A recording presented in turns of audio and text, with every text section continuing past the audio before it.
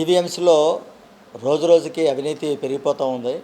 ఖాళీ పోస్టుల్ని ఇంకా 40,000 రూపాయలు, 50,000 రూపాయలు, 80,000 రూపాయలు ఎట్లా అమ్ముకోవడం అనేది జరుగుతుంది.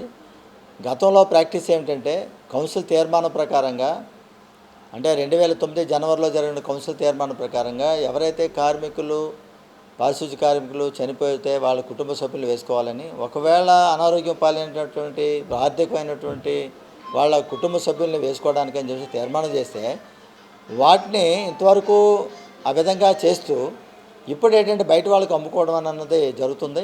ఇది మానవత్వం కోల్పోయే పద్ధతిలోనే జరుగుతుంది. కాబట్టి రెండోది ఏంటంటే 581 జీవో ప్రకారంగా ఏంటంటే రిటైర్ అయినటువంటి పర్మనెంట్ ఉద్యోగుల తాలూకు పిల్లల్ని వేసుకోవాలని చెప్పేసి అని సొసైటీ ఫామ్ చేస్తే ఉపాధి కల్పిస్తామని చెప్పేసి అని ఒక ఎంఏయుడి ఆర్డర్ ఉంది.